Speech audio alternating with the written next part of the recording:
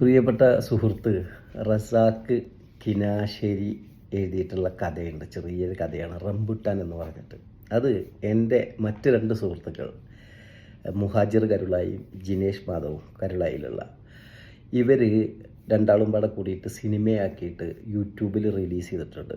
മുഹാജിറും ജിനേഷും ഒരുപാട് ഇതേപോലുള്ള ചെറിയ സിനിമകൾ പിടിച്ച് യൂട്യൂബിൽ തട്ടിക്കൂട്ട് എന്ന് പറയുന്ന അവരുടെ ചാനലിലൂടെ റിലീസ് ചെയ്യാറുണ്ട്. അപ്പോൾ ഇതിൽ ഈ സിനിമയെക്കുറിച്ച് പത്രമാധ്യമങ്ങളിലൊക്കെ നല്ല വാർത്തകളൊക്കെ വന്നു. കാരണം നമ്മൾ കണ്ടിരിക്കുമ്പോൾ നമ്മുടെ മനസ്സിന് വല്ലാത്തൊരു കുളിര് തരുന്ന ഒരു സംഭവമാണ് അത് കാണുമ്പോൾ.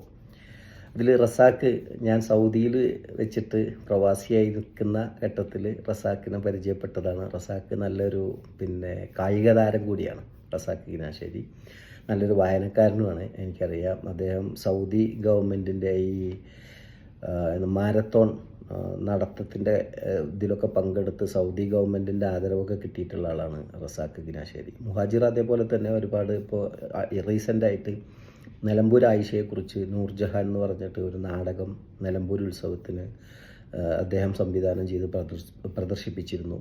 അദ്ദേഹത്തിൻ്റെ വേറെ നാടകങ്ങൾ വന്നിട്ടുണ്ട്. അതുപോലെ തന്നെ അദ്ദേഹത്തെ 1-2 പുസ്തകങ്ങൾ എഴുതിയിട്ടുണ്ട്. അതേപോലെ തന്നെയാണ് ജിനേഷ് മാധവ്, എൻ്റെ സുഹൃത്താണ്. അദ്ദേഹം ഒരു കവിയാണ്. വളരെ മനോഹരമായിട്ട് കവിത എഴുതാൻ കഴിയുന്നൊരു വ്യക്തിയാണ്. സർവോപരി എൻ്റെ അയൽപ്പക്കത്തു നിന്നാണ് അദ്ദേഹം കല്യാണം കഴിച്ചിട്ടുള്ളതും. അങ്ങനെയും ഒരു ബന്ധമുണ്ട്.